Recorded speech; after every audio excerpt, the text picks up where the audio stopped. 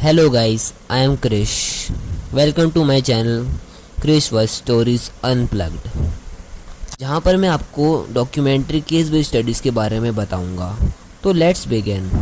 26 जून 2016 देर रात दृश्यत जहरीवाला अपनी वाइफ के साथ घर लौट रहा था। वो दोनों बहुत थक गए थे तो सोने की तैयारी कर रहे थे, लेकिन तभी दृश्यत को याद आता है कि उसने पार्किंग की लाइट ऑन करके छोड़ दी है। तो वो फटाफट लाइट बंद करने के लिए जाता है और ये उसकी लाइफ का सबसे खतरनाक डिसीजन होने वाला था। कुछ टाइम बाद सूरत पुलिस को एक कॉल आता है। कॉल की वजह थी दृश्यत जहरीवाले का मर्डर हो गया है। स्टार्टिंग में आसान सा लगने वाला ये मर्डर केस जैसे जैसे अनफोल्ड हो रहा था वैसे वैसे सबको पता लग रहा था कि ये सिर्फ एक मर्डर केस नहीं है, बल्कि the people who were involved in this case did this things because some other reasons. So let's learn a little bit more about today case revolving around Drishyat Jahriwala. 23 साल का दृश्यत जहरीवाला एक फेमस टेक्सटाइल मिल का owner था। वो सूरत के एक पोश area southern society के एक बंगलों में रहता था। वैसे तो दृश्यत के चाचा और उनकी फैमिली भी उसी बंगलों में रहती थी, लेकिन जो घर में एंटर होने वाली जगह एंट्रेंस थी ना, वो अलग अलग थी। बेसिकली बंगलो तो एक ही था, लेकिन जो एंटर होने वाली जगह थी वो दो थी, एक दृश्यत की फैमिली की और दूसरी उनके चाचा की फैमिली की। नाउ दृश्यत एक बहुत ज़्यादा केयरिंग इंसान था। वो अपने पापा मम्मी का सारी बात मानता था। एक आज्ञाकारी लड़का था वो बहुत ज़्यादा, और बिजनेस में तो अच्छा कर ही रहा था और अपनी फैमिली का भी बहुत ज़्यादा ध्यान रखता था। तो दृश्यत की फैमिली ने डिसाइड किया कि अब दृश्यत की शादी करा देते हैं। इस टाइम पे दृश्यत भी शादी के लिए राजी था।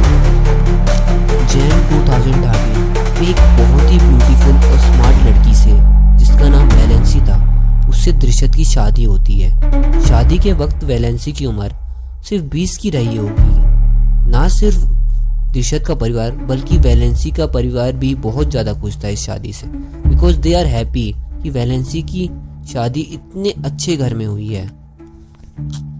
और दृश्यत का परिवार इसलिए खुश था बिकॉज दृश्यत को वैलेंसी पसंद आ गई थी।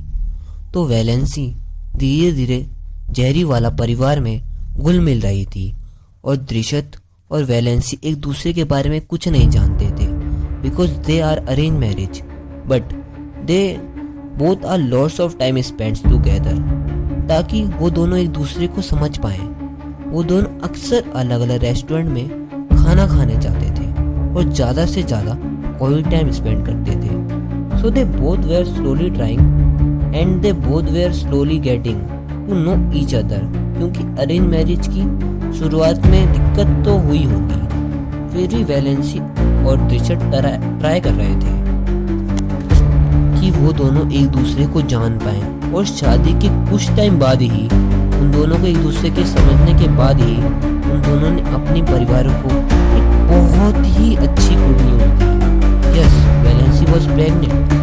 तो 2014 वैलेंसी ने एक बेटी को जन्म दिया जिसका नाम उन्होंने फियोना रखा था, और उसका परिवार 7वें आसमान पर था। दृश्यत भी बहुत ज़्यादा खुश था। So Drishyat and his family happy in this life. तब देखते ही देखते फियोना भी 1.5 साल की हो गई, और फियोना के होने के बाद कुछ टाइम बाद ही धीरे धीरे जहरीवाला फैमिली भी अपने काम में बिजी होने लग गए। इसी के लिए उसकी वो वैलेंसी और उसकी मदर इन लॉ फियोना का ध्यान रखते थे और दृश्यत और उसके फादर काम पर जाते थे। And it is normal life for them, so they all everybody happy in this. 26 जून 2016 दृश्यत के पेरेंट्स एग्जैक्टली मैरिटीज वेकेशन पे गए थे और वैलेंसी भी अपने मायके जाना चाहती थी और अपने मम्मी पापा से मिलना चाहती थी। तो 26 जून 2016 वो फ्री थी, तो उसने सोचा आज का दिन सही होगा अपने मायके जाकर अपने मम्मी पापा के साथ टाइम स्पेंड करने का। सो सुबह 9 बजे वैलेंसी फियोना को लेकर अपने मायके चली गई और दृश्यत अपने ऑफिस चला गया काम करने। वैलेंसी अपने दोस्त के साथ टाइम स्पेंड कर ही रही थी, तभी उसे कुछ याद आता है कि उसकी 11 बजे हाउसमेट आने वाली है। तो एग्जैक्टली सुबह 11 बजे वो वापस गई अपने घर एंड अगेन अपने मायके चली गई थी। तो दृश्यत अपना काम ख़त्म करने के बाद वैलेंसी को उसके घर मतलब अपने मायके लेने गया था और वहाँ पे खाना खाने के बाद ये लोग अपने घर की तरफ निकल पड़े। उसी रात उनके घर के आसपास एक ऑटो रिक्शा डोल रहा था। ऑटो रिक्शा वाले ने जब पैसेंजर से पूछा कि उनको कहाँ जाना है तो एग्जैक्टली उनको पता ही नहीं था कि उनको कहाँ जाना है। और ये बात रिक्शे वाले को भी बहुत ऑड सी लगी। Which was very out of ordinary thing was happen here because rickshaw वाला बार बार उनसे पूछ रहा था कहाँ जाना है, बट वो दोनों बता नहीं रहे थे। वो दोनों बस कह रहे थे तुम इधर ही गोल गोल चक्कर काटते रहो। और ये बात रिक्शे वाले को भी और लगी, लेकिन ये रिक्शे वाले के साथ पहले भी बहुत बार हो चुका था तो इसने अवॉइड करा। Still he was fine. ठीक 11 बजे रिक्शा के सामने से एक सिल्वर होंडा जैज़ निकलती है और उसमें से रिक्शे वाले को एक पैसेंजर कहता है कि इस गाड़ी का पीछा करो। वो गाड़ी सीधा एक बंगलों के पार्किंग स्पॉट में जाकर रुक जाती है और उस गाड़ी में से 3 लोग निकलते हैं। ऑब्वियसली दृश्यत बहुत देर हो गई थी तो वो दोनों फर्स्ट फ्लोर पे सीधा बेडरूम पे सोने जाते हैं और वैलेंसी फियोना को सुलाने की कोशिश कर रही थी। तभी दृश्यत को याद आता है कि वो पार्किंग की लाइट ऑन कर भूल गया है। तो वैलेंसी कहता है मैं 5 मिनट में लाइट बंद के आता हूँ, लेकिन वैलेंसी फियोना को सुलाने में बिजी थी इसलिए उसने ध्यान नहीं दिया। लेकिन वो जब जैसे फियोना सो गई उसके कुछ टाइम बाद वैलेंसी को रियलाइज़ हुआ कि बहुत टाइम हो गया है, दृश्यत अभी तक वापस नहीं आए। 5 के 10 मिनट बीत गए, उसको पता ही नहीं चला। तो दृश्यत चिल्लाने लग जाती है दृश्यत, और वो बहुत ज़्यादा घबरा जाती है। तो वो डिसाइड करती है कि मैं दृश्यत को देखने जाती हूँ। तो वो सीढ़ी से नीचे दृश्यत को देखने जाती है गैराज एरिया में। तो सीढ़ी के बिल्कुल कोने में दृश्यत बिल्कुल घबराया हुआ पड़ा था और उसकी गर्दन पे किसी ने चाकू रख रखा था। और ठीक से देखने पे वैलेंसी को दिखा कि दृश्यत 2 लोगों के साथ 2 लोग हैं और जिसने उसके गले पे चाकू रख रखा है। अब वो दोनों चाकू की नोक पे दृश्यत को बेडरूम में ले आते हैं। वैलेंसी सोचती है इन दोनों चोरों के साथ कोऑपरेट करना ही सही रहेगा। तो वैलेंसी अपने सारे गहने उतार के इन चोरों को दे देती है। बट वैलेंसी सोचती है कि अब तो चोर चले जाएंगे सब सामान लूट के, लेकिन वैलेंसी वाज रॉन्ग। वो दोनों वैलेंसी और फियोना को बाथरूम में बंद कर देते हैं और दृश्यत और वैलेंसी बहुत ज़्यादा चिल्लाती है, बहुत ज़्यादा पैनिक करती है। लेकिन दृश्यत कहता है मुझे छोड़ दो, मैं तुम्हें सब कुछ दे दूंगा। और वैलेंसी बहुत ज़्यादा चिल्लाई थी, लेकिन स्टिल वैलेंसी को आवाज़ आ रही थी कि दृश्यत बोल रहा है, चिल्ला रहा है, बट उनको चोरों की आवाज़। लेकिन कुछ टाइम बाद वैलेंसी ने नोटिस किया कि दृश्यत की आवाज़ आना बिल्कुल बंद हो गई और चोरों की भी कोई आवाज़ नहीं आ रही। तो उसने जैसे तैसे खिड़की का दरवाज़ा नहीं तोड़ा, खिड़की तोड़ी और उसमें से चिल्लाने लगी हेल्प मी, बचाओ। और वो सोच रही थी कि कोई आ जाएगा उसको बचाने के, पड़ोसी। एग्जैक्टली ऐसा ही हुआ। पड़ोसी ने सुना और वो सारे बचाने के लिए आए दौड़ते। बट जो पड़ोसी ने सीधा अंदर घुसते ही देखा एक हॉरिफाई नज़ारा। बेड पे था खून और पड़ा था दृश्यत जहरीवाले की lifeless body. Yes, Drishyat Jahriwala is no more. So जो वैलेंसी को रूम से बाहर निकाला गया, so they could not believe that's कि उसका हस्बैंड दृश्यत अब इस दुनिया में नहीं रहा। बस अभी कुछ ही घंटे पहले तो हम लोग साथ में घूम के आए, डिनर करा, बातें करे इतनी सारी, और ये क्या हो गया। वैलेंसी को बार बार चक्कर आ रहे थे। हालांकि पड़ोसी उसे संभालने की कोशिश कर रहे थे, बट वो थोड़ी देर में कौन से सो रही और फिर बेहोश हो जा रही थी। ऐसा लग रहा था कि वो अपनी मर्जी से बेहोश हो रही है, बट कुछ लोगों को ऐसा लग रहा था कि जैसे वैलेंसी नाटक कर रही है। वो बिल्कुल टूट चुकी थी। सो पीपल से could not something was wrong understand. और सबके मन में एक ही सवाल चल रहा था कि वो 2 लोग कौन थे। जब पुलिस आई और उन्होंने इन्वेस्टिगेशन स्टार्ट करी तब उन्होंने सीसीटीवी फुटेज में साफ देख लिया था कि 2 लोग आए हैं और वो दोनों चोर ही हैं। पुलिस इन्वेस्टिगेशन कर रही थी तब दृश्यत के जो घर था उसके किचन में के फ्लोर में हर जगह लाल मिर्च पाउडर गिरा हुआ था और वो लाल मिर्च पाउडर दृश्यत के रूम में भी गिरा हुआ था। सो फर्स्ट थिंग्स जो पुलिस को बहुत ज़्यादा ऑड सी लगी, it's very weird thing he did notice. So उस समय पुलिस को लगा इस सब चीज़ों का कोई रिलेशन नहीं है दृश्यत के मर्डर से, बिकॉज दृश्यत की बॉडी पे कोई भी लाल मिर्च का पाउडर कहीं कुछ नहीं गिरा हुआ था। और ये एक ही चीज़ और नहीं थी इस घर में। पुलिस की जैसे जैसे इन्वेस्टिगेशन इस केस के बारे में आगे बढ़ रही थी वैसे वैसे पुलिस के मनों में सवाल बढ़ रहे थे कि क्या, जैसे कि चोरों को कैसे पता था कि उस दिन वेल्सी और दृश्यत घर में अकेले होंगे, और पता था तो चोर सुबह के बाद आसानी से चोरी कर सकते थे क्योंकि उस समय घर में कोई नहीं होता और चोरी करके वो अचानक आसानी से भाग सकते थे। लेकिन उन्होंने दृश्यत और वेल्सी के आने का ही क्यों इंतजार करा। चलो मान लेते हैं चोरों को सिर्फ चोरी करनी थी, उन्होंने सिर्फ वेल्सी के ही गहने क्यों चुराए, उन्होंने बल्कि घर में और कुछ आइटम नहीं चुराए, बल्कि वो पूरा घर आराम से लूट सकते थे। बट उन्होंने स्टिल बस वेल्सी के गहने ही चुराए। ना दृश्यत की गले में तो चैन थी सोने की वो, और ना ही अंगूठी सोने की वो भी नहीं चुराई उन्होंने। एंड एट द लास्ट उन्होंने सिर्फ दृश्यत को ही क्यों मारा। उनको चोरी करनी थी तो वो दोनों को बंद करके भी चोरी कर सकते थे या फिर दोनों को मार के भी चोरी कर सकते थे, बट उन्होंने सिर्फ दृश्यत को ही क्यों मारा। बल्कि वेल्सी और फियोना को तो उन्होंने रूम मतलब बाथरूम में बंद कर दिया और उनको एक खरोच तक नहीं आई, और घर को देखकर ऐसा लग नहीं रहा था जैसे वहां पे चोरी हुई हो। It look the very plan from the beginning. Now do you guys remember, शुरुआत में मैंने जब तुम्हें बोला था कि दृश्यत नीचे पार्किंग में लाइट ऑफ करने गया था, बट पुलिस ने इन्वेस्टिगेशन के दौर पे ये भी देखा कि दृश्यत के रूम में एक और स्लॉट था पार्किंग की लाइट बंद करने का। फिर वो एक्स्ट्रा एफर्ट करके लाइट बंद करने क्यों गया था? Then why did you go down the parking space? And one thing which was wrong in this case, जब उन्होंने वेल्सी से पूछताछ करी इस केस के बारे में, दृश्यत के मर्डर के केस के बारे में, कि एग्जैक्टली चोर किस टाइम पे आए थे और किस टाइम पे चले गए थे, तो जब वेल्सी ने जो टाइम बताया वो जो सीसीटीवी फुटेज का टाइम था वो दोनों ही बिल्कुल नहीं मिल रहा था।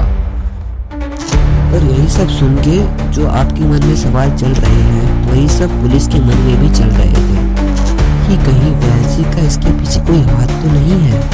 लेकिन ऐसा कैसे हो सकता था, क्योंकि वेल्सी जिस कंडीशन में थी दृश्यत के मरने के बाद, उससे तो ऐसा लग रहा था कि वेल्सी अपने पति से बहुत ज़्यादा प्यार करती है और वो काफ़ी बड़े सदमे में हो। लेकिन हम सब जानते हैं जो जैसा दिखता है वैसा होता नहीं है। सो पुलिस को वेल्सी पे तो शक था ही, बट उन्हें एविडेंस और विटनेसेस की ज़रूरत थी। सो जब पुलिस ने सीसीटीवी फुटेज देखी तब उन्हें दृश्यत के घर के आसपास घूमती हुई एक रिक्शा दिखाई दी। वो दृश्यत के घर के आसपास चक्कर लगा रहा था और जैसे ही दृश्यत की गाड़ी आई वैसे ही वो उसके पीछे पीछे हो गई। नाउ जब रिक्शे वाले को इन्वेस्टिगेशन के लिए बुलाया गया तो उस दिन की रिक्शे वाले को सारी बातें याद थी, क्योंकि आमतौर पे कोई रिक्शे वाले से ये नहीं कहता कि उन्हें जाना कहाँ है, उन्हें ये भी नहीं पता। सो रिक्शे वाले को उन दोनों की शक्ल अच्छे से याद थी। और जब और पूछताछ करी गई इस रिक्शे वाले से तो उसने 2 नाम बताए, एक सुकेतु मोदी और दूसरा धीरेन्द्र चौहान। धीरेन्द्र चौहान सुकेतु का ड्राइवर था। सुकेतु उर्फ सनी मोदी, हाँ सुकेतु और सनी मोदी एक ही हैं, उन दोनों का नाम एक ही है। उनमें से एक जो सनी था उसका रिलेशन था, वो वेल्सी के मैटरनल अंकल का बेटा था, मतलब वेल्सी का कजन था। और कुछ सालों पहले वो दोनों वेल्सी और सुकेतु एक दोनों के साथ रिलेशनशिप में थे। और जब उन दोनों के बट वो दोनों एक दूसरे से शादी नहीं कर पाए फॉर ऑब्वियस रीजन। जब वेल्सी के पेरेंट्स को पता चला, मतलब उन दोनों के पेरेंट्स को पता चला, तो वेल्सी के पेरेंट्स ने दृश्यत का परिवार चुना वेल्सी की शादी के लिए। तो शादी के बाद वेल्सी ने बहुत ज़्यादा डिस्टेंस मेंटेन कर लिया और सुकेतु की भी शादी हो गई थी। और शादी के बहुत टाइम बाद वो दोनों एक जगह मिले, मतलब सोशल मीडिया से उन दोनों की बातें फिर से होने लग गई। वो दोनों मिले सोशल मीडिया पे और उन दोनों की बातें स्टार्ट हुई। पहले तो कुछ टाइम के लिए बात करते थे और फिर धीरे धीरे वो घंटों बात करने लग गए, बहुत ज़्यादा देर तक बात करने लग गए। और उन दोनों को रियलाइज़ हुआ कि वो अभी भी एक दूसरे से ही प्यार करते हैं। सो अब उन दोनों को साथ रहना था। सो उन्होंने डिसाइड किया कि उन दोनों की शादी के लिए ऋषित को उसकी लाइफ से वैल्सी के लाइफ से जाना बहुत इम्पोर्टेंट है। सो एक गुड पर्सन ऋषित से अगर वो डिवोर्स मांगती तो उसकी ही बेइज्जती होती है। तो उसने डिसाइड किया कि डिवोर्स मांगने से अच्छा ज़्यादा बेटर ऑप्शन मेरे लिए ऋषित का मर्डर करना होगा। एंड तब शुरू हुआ ऋषित के मर्डर का plan. And exactly according to plan वो दोनों ऋषित और वेल्सी के घर आने का इंतजार करेंगे। मतलब जो सुकेंद्र और वो सुकेतु और धीरेंद्र है वो दोनों वेल्सी के घर आने का इंतजार करेंगे। और जब वो दोनों आ जाएंगे घर, ऋषित और वेल्सी घर आ जाएंगे, तब ऋषित का मर्डर कर देंगे। और वेल्सी के गहने इसलिए लिए क्योंकि दिखाएंगे कि ये सिर्फ एक चोरी थी। लेकिन इस बात से ये साबित करना कि ये तीनों मर्डरर्स थे ये, लेकिन तभी पुलिस को एक और एविडेंस मिला। जो 1 किलोमीटर ही दूर ऋषित की जो होंडा गाड़ी थी वो उनको मिली और ऋषित की गाड़ी में हर जगह लाल मिर्च पाउडर था। और वेल्सी के पास सुकेतु की जर्सी मिली और जो धीरेंद्र है ना उसके पास वो ऋषित का मोबाइल मिला। एंड इन सब के बाद पुलिस के पास 108 विटनेसेस है इंक्लूडिंग वो रिक्शा ड्राइवर। पुलिस को लगा अब तो ऋषित को इंसाफ मिल ही जाएगा क्योंकि इतने सारे विटनेसेस हो गए हैं और अब तो ऋषित को इंसाफ मिलेगा ही ऋषित को। लेकिन police was very wrong because 30 June 2016 police ने वेल्सी, सुकेतु और धीरेंद्र को अरेस्ट किया। लेकिन ट्रायल में जो हुआ दैट वाज शॉर्ट और lot of like a plot twist. जो सुकेतु के पास वेल्सी के गहने मिले थे उसे वेल्सी ने साफ पहचानने से इनकार कर दिया और टैक्सी वो जो ऑटो ड्राइवर था वो भी अपनी स्टेटमेंट से मुकर गया, ये कहकर कि उसे पक्का नहीं पता कि सुकेतु और धीरेंद्र ही मर्डरर है, पक्का ही। पुलिस के पास 108 विटनेसेस थे लेकिन फिर भी 3 साल बाद तीनों अनएक्यूज्ड फ्री थे। एंड आई नो तुम सबको एक हैप्पी एंडिंग चाहिए थी and that sadly in this case अभी ये तीनों खुले घूम रहे हैं, अपनी लाइफ जी रहे हैं। सो ऋषित की फैमिली ने एक बहुत ही होनहार और प्यार करने वाला बेटा खो दिया और फ्यूनल ने भी अपना एक लविंग डैड खो दिया।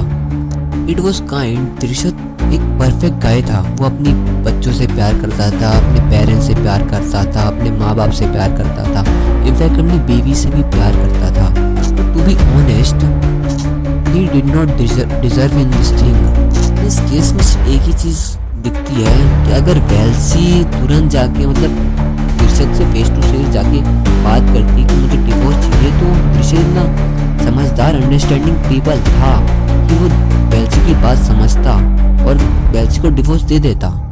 I think she did not do this thing because उसके पेरेंट्स की बेइज्जती होती, उसकी बेइज्जती होती, इस चीज़ को लेके उसकी फैमिली का नाम खराब होता। एंड दैट थिंग ऋषित जहरी वाले का केस अब यहीं ख़त्म होता है। सो आपको वीडियो पसंद आई और अच्छा लगा मेरा कंटेंट तो लाइक करें, सब्सक्राइब करें और